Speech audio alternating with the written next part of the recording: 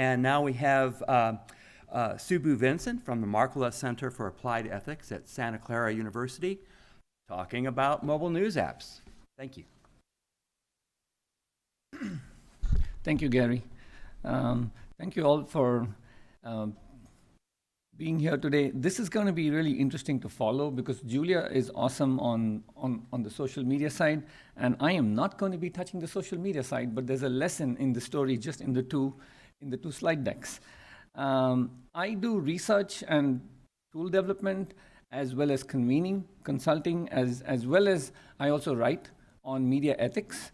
It's an intersectional role at the Markkula Center. And this is an applied ethics center. So applied ethics is not ethics in the sense that ethics usually in a university campus goes to philosophy. Applied ethics in my role is industry facing. So we're constantly talking to industry, whether it's social media companies or the news companies and so forth. So just quickly, the apps topic for me today is actually the news aggregator apps. It's the apps that you might call as Google News, Apple News, Smart News, and Seeker, and Bing News if you're on Microsoft and so on. I'm not going to be talking about the social media apps themselves because they are a major distributor of news too.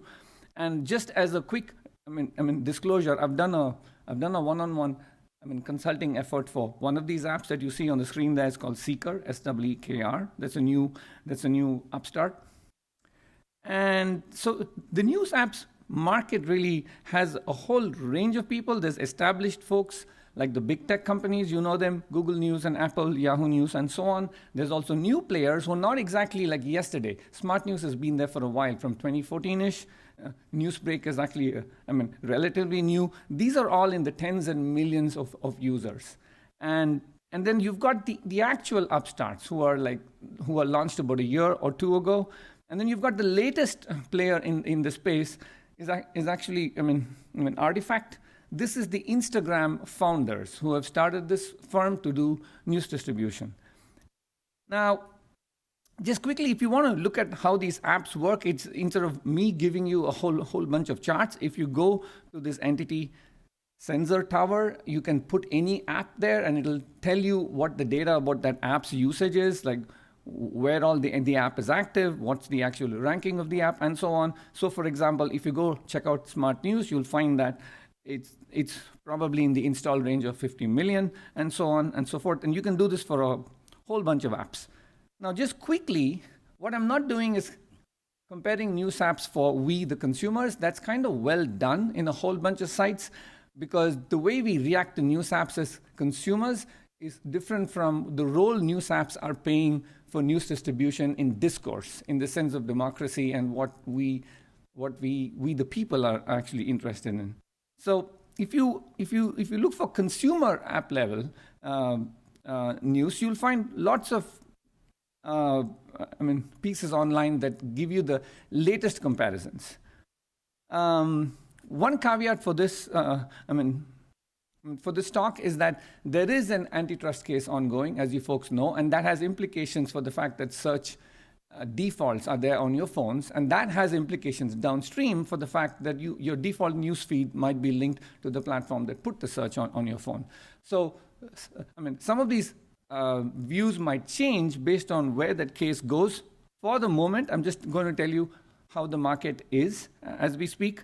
So if you talk about comparing news apps, not as consumers, but comparing news apps for we the people, then these are the types of topics that one gets to look at from the point of view of news distribution. So what types of diversity are there for the actual publishers that show up on your news feed for a given news cycle, like Oppenheimer or the speaker ouster, and so on. So you can look at what types of viewpoints come up. Are they authentic, or are they just repeated?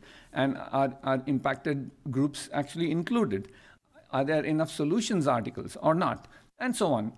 The end goal of this is to see what types of discourse shaping happens when news gets out. So I'm going to give you a quick story about what happened to Oppenheimer's coverage in the month of July through the lens of news distribution, through the lens of the actual mobile news apps that you folks may use. And again, just if you saw Julia's slides, the 18 to 25 group that actually uses TikTok is not this group. This is typically 30 plus-ish 30, 40, 50 plus. So there's actually a difference in the users across the space. So on July 20th and 21st, a bunch of Native American viewpoints got actually published about what the Oppenheimer movie misses. And one of them is this piece. It's by the president, Navajo Nation, and he wrote this on Time. He didn't write this on his blog. He didn't write this on any other outlet.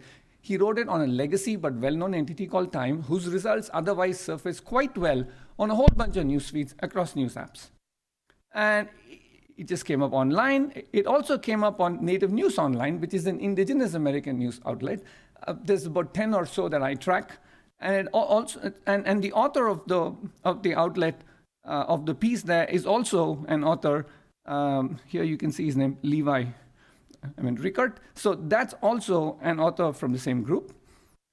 Now, when you started looking at feeds, so I started looking at news feeds on 24th or so, and I found that lots of coverage had happened. As you know, this is a pretty major blockbuster. There's all kinds of stories, everything from little gossip about did the lead actor lose weight so much in order to act as Oppenheimer, about the lead actress, and so on. And there's also controversies from around the world, like the India controversy about the sex scene in the movie and the link to Bhagavad Gita and so on.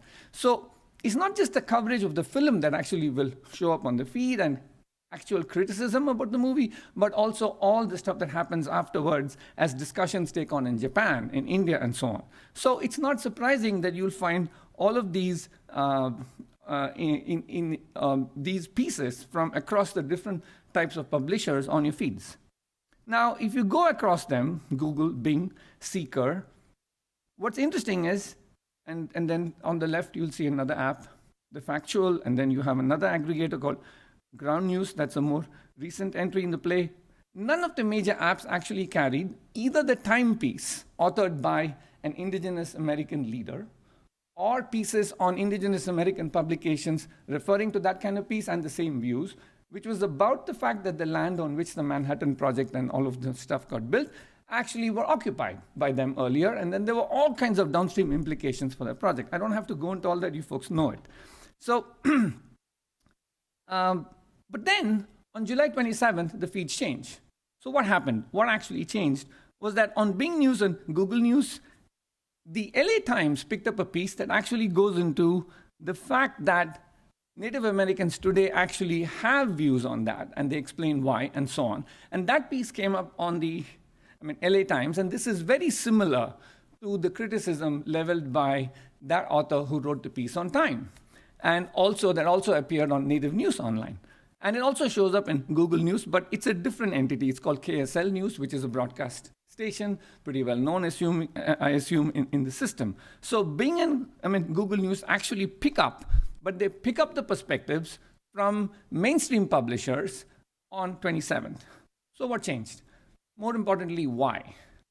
So what happens is LA Times actually has a Hispanic targeting publication called DLOS, I think. I don't know if I'm pronouncing this right. Is that how I pronounce it? And that publication, which runs off the LA Times domain name, actually ran the piece explaining the issue. And what's interesting is it embedded a tweet by a user who actually pointed out the ethical issue with how the New York Times called the land on which the Manhattan Project was built as desolate. She took that on saying, really? This wasn't desolate. This was actually, people were driven out of these lands in the 40s. So that tweet had at that time gotten about 13 million views and so on. And on the 26th night, the LA Times piece embedded this tweet, did not cite her, did not quote her in the text, simply stuck the tweet in as an item on the issue and did the piece. And once the LA Times piece happened, it actually started showing up by other people who did the same thing. So broadly, this is like a story and a timeline about how one particular group, marginalized group, indigenous Americans, who speaks for their perspectives, how do their perspectives show up when they write about it, when a publication writes about it, when the actual mainstream entities write about it. So I see this as an absence-presence question, not as a ranking question, because this is not about who gets ranked first or second. This is about, is it even there on the feed? And is it even there on the feed when the news cycle is running as early as when the viewpoint is made? So The kinds of questions that emerge are, how do long-tail outlets run by groups, different types of groups, actually get treated on the feed? How do authentic voices as authors? So if people from these groups are actually authors and they write for themselves on their own outlets, or they write on the mainstream press, how do they get included? And so on and so forth. So if they don't show up, then it's like saying that contributions by particular communities are maybe off the table. So in the sense that, do you have a seat on the algorithmic table at the time the views actually enter the space? So now let's take a quick look at the Kevin McCarthy ouster coverage. This is a different angle on how news distribution controversies work, and all of these are on these apps. So just last week, online, there was this whole thing about how did OANN, which is the One America News Network, how did they get a ranking of very high and an actual political bias label of center when they're not supposed to be, because they're supposed to be right of center, and because they've distributed disinformation before, there's this thing about, can they really be high? They should really be low-grade article, and so on. And this was contrasted with how articles from The Guardian and Bloomberg and ABC News and so on all got this thing called very low. So these are the individual pieces from those entities that actually were undoubtedly covering the whole McCarthy ouster. Now, the actual fact of the matter is, if you look at the whole page of a search of a app's output, the feed, if you look at the whole feed on the ouster, you'll find lots of stories, and many of these outlets do like 5 stories a day. One of them might be ranked low, 4 of them might be ranked high, so you'll find plenty of MSNBC, NY Times, and so on. So there was a little bit of cherry picking happening on a bunch, and I'll explain why. So there's one problem here is there's the inevitable conflation of algorithms in apps trying to score articles, but people see the score and they conflate it with the site. So they already have a view of the site, and they feel like, how can this site get its articles this kind of score? So there's actual confusion that the designers have to engage with. And then you have what types of scoring is even done, and these are not comparable. So the algorithms used by one app might be like this. They give a score based on what they see in the actual title, exaggeration, what they call subjectivity. All of these are defined, and I've reviewed them. Is there clickbait? So each of these things are language algorithms. They're not always going to get it right. Why? So let's take a protest series that's happening after a mass shooting or after a racial justice issue, and if you start quoting people who are protesting, let's say students are protesting, those voices are going to be in the story, and it'll be a legitimate story, ethically done with inclusion and all of that.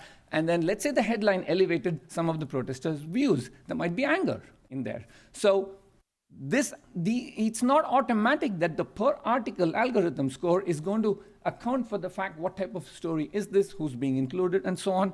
So the scores are this whole system is actually relatively new. And then you've got other types of actual scoring. So this is another app. They do author topics, diversity of the sources, what types of quotes are in it, and you can look. They also look at political slant of the sources and so forth. So it is a competitive space. Different people are implementing different types of per article scores and so on and so forth. Now let's look at ground news. I've shown you a few screens earlier. Thank you. I'll just take a quick drink. So this app is interesting because it literally does political bias indicators for news articles as a proposition in its own right. Now, if you see ground news, it's a fairly complex app. It's kind of the opposite of Apple News. If you've seen the Apple News screen or even Google News screen, you'll find less information about the stories and more the stories themselves. Here you'll find that given a story, so let's say, yesterday Steve Scalise dropped out of the race, US speaker, and then there will be a summary. There's an algorithmically generated post there, and then it'll say all the actual publishers who have their stories. You can pan on your screen, on your mobile screen, and then it'll also say what's the distribution the story has across entities. So it'll say this news story has 32% center political bias coverage, and then it'll say below, if you see here, you'll find that it's got 34% sites on the left, 34% sites on the right. This is kind of relatively even. But also what's interesting is it'll also say how many sources on the left and right are actually covering it from the 90 sources or 80 sources or so that are on the screen. Now, why are these actual companies doing this? What's the intention? Because they're trying to compete with the big players. They're trying to come up with one idea is it's trying to differentiate uniquely around what their product can offer for the audience they're trying to build out. They're going after audiences that are more sophisticated maybe about what they expect from the news, also about knowing their sources, transparency, about political bias, like can I know? And for the sources, for the news publishers, you already know their slant. You know your slant, you know their slant, and so forth. For the news publishers, you don't know from whom you're getting new voices and new stories maybe. The idea is you have to know their slant. Now, it's not that simple to talk about transparency as a norm. In ethics, we talk about norms a lot because transparency is not an automatically super value that you can implement all the time. So for example, when you talk about transparency, if you talk about government transparency, there's a fiduciary question there. Our taxes are with the city, so we want to know what the city is doing with our taxes. So that it's expected, there's an expected outcome there. Here what happens is we're trying to use algorithms to signal to people something about the slant of the entity, which is actually political bias around left, right, and so on. But these views are actually held at the group level. They're not individualistic signals about one person learning about that entity. It's actually at the group level. So it's not really that simple because it can make you behave in a way that you behave in a group.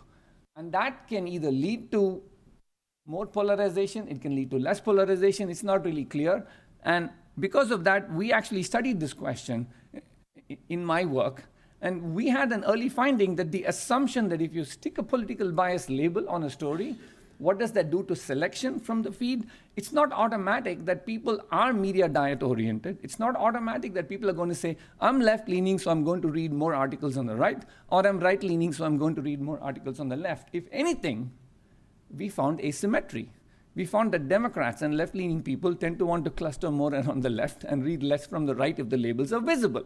But we found that Republicans and right-leaning people have less of that tendency. They also cluster, but they cluster a little bit less. But the difference was statistically significant enough to say that it's not a done deal to simply say media diet, balance your media, and so put all these indicators and hope that people will do it. But having said that, as product designers, the app companies are including these features. But the big tech people, Apple News, Google News, and Bing News, if you notice, they don't do all of this stuff. They basically, we're the big people, trust us, we've done our algorithms, we want to keep it simple for you, especially Apple. If you see their screen, they've got five stories maybe on 2 scrolls, and then they essentially say, take the news from us, we're giving you the experience. So there's no scoring, there's no political bias, there's no distribution data, and so on, whereas all the startups usually have something or the other, and the latest entry actually gamifies the whole reading process as well. That's actually Artifact. So the real challenges in this space, there's a distinction between journalism and the actual quality of the work along those terms you see there, like just the factual nature of it, an informative story, how many experts are quoted, diverse views amongst the experts themselves, whether it's actually timely, exposing, unearthing, just the volume of stories an entity can do on an issue. All of these things actually, I feel, relate to journalism. That's different from journalism ethics, which has to do with inclusion of people. Has to do with whether you have balance between experts and non-experts. And that's where the TikTok example comes. If you see Julia's case, now if the Native American leader who wrote on Time, if he had gone to TikTok and done a 60-minute video on July 20th in an in-person way, explaining the same issue the way he did on Time, I have a feeling it might have had a good run, depending on all the other factors at play. So there's different types of angles here that it's not automatic that when you build a news app, you are separating what you see as journalism from the ethical work that might have gone into it even before it actually appeared as a story. And the systems may be conflating all of these things when they rank pieces and they include pieces and they actually show up one piece or the other. So there's a different way to frame this whole thing about how do you do a bias indicator. I would say what journalism is, it has a bias towards problematization.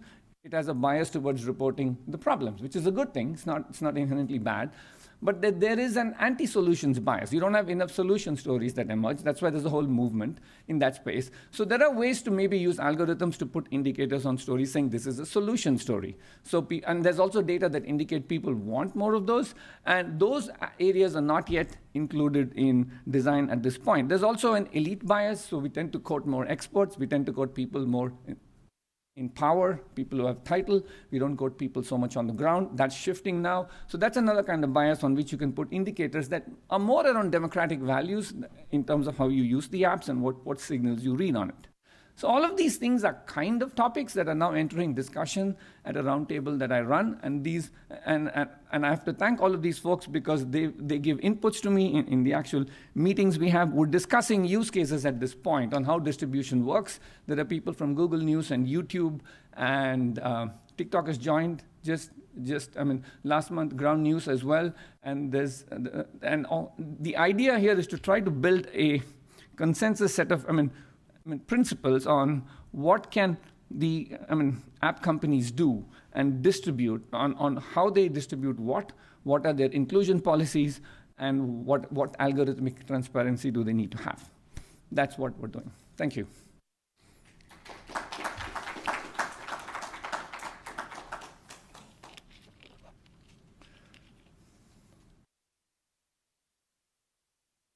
Questions? Easy peasy.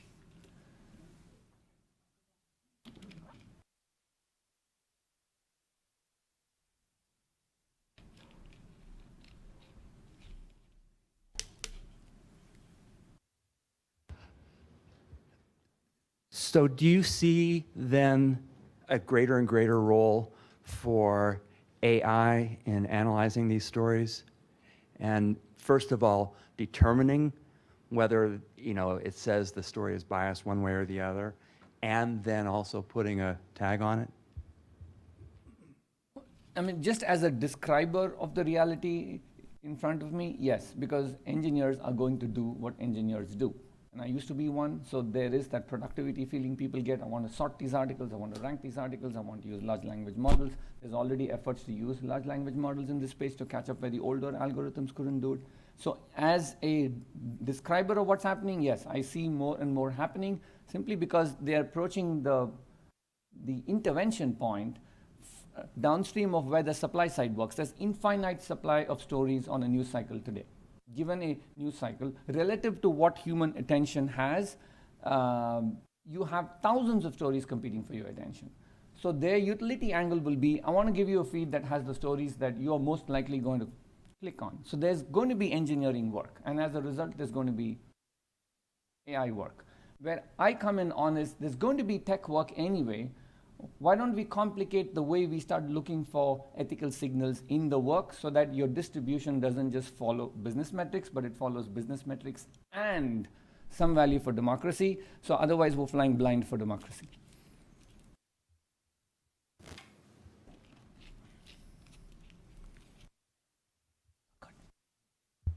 Okay. Just another quick question about that. Then the algorithms that the AI would use would always be sort of based on past political analysis.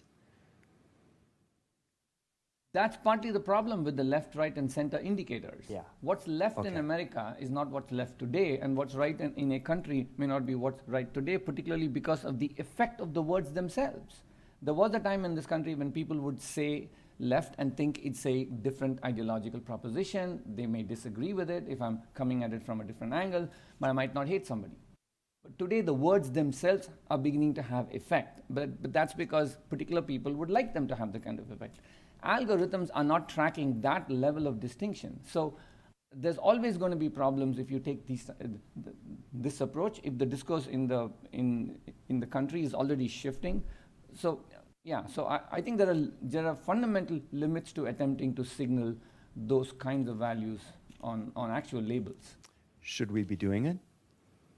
I don't think we should be doing it as much as we are when we're not doing other types of indicators that are worth putting AI on to try to detect.